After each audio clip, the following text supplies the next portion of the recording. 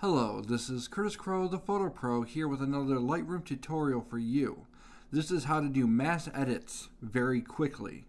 Now, I have a very small example for you. It's the still life I did the other day about ISO. If you'd like to check that video out, there will be an annotation on the screen. But if you want to save a lot of time editing your photo shoots, you can take large chunks of your photo shoot and do a mass edit across the board and get the same look across all your photos. Now, you will want to clump these off into photos that very similar lighting situations or very similar settings that you use in order to get the closest look from one photo to another. If you do a copy to a photo that is not the same exposure or the same settings, it can look different than you want it to. But what I like to do is I like to do a mass edit across the board and then go through and pick and choose what additional changes I make.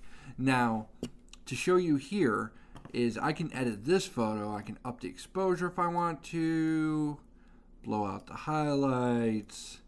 Let's see here. Let's darken this a little bit, add a little contrast, and add some clarity, add some let's add some of that right there, and we won't quite add that, but we'll add a little bit of that. And by a little bit, I mean 46. And of course, these are not real edits that I would normally do, but for teaching's sake, I feel that over-exaggerating would be best. So, with that being done, I have several other photos that are identical exposures. The only thing that differs is ISO. So there's no major changes in the photos. So I can take this. For PC users, it's going to be Control-C or Control-Shift-C, depending on what version of Lightroom you're using. And for Apple, it is Command-C or Command-Shift-C, depending again on what version of Lightroom you are using. Now, here is where we choose what we want to take. If you are doing photos that are similar exposure, but they have different lighting situations, such as Tuscan lights or fluorescent lights, you may or may not want to click this, and you can experiment with that as you choose. But I like to keep this off. Local brushes adjustments is, for 99% of situations, is a must off.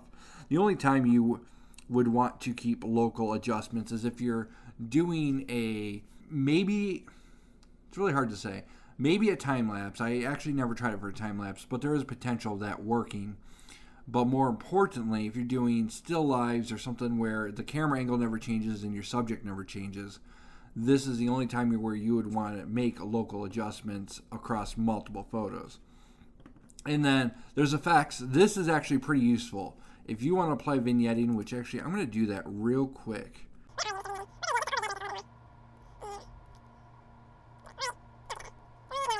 So boom. Okay, now we're going to go back to where we were. Okay, so I'm going to go ahead and add that vignetting right there. So now that's going to be included into all the photos. And spot removal, don't touch unless, again, time lapses or something like that, or something where you're on a tripod and your subject never moves.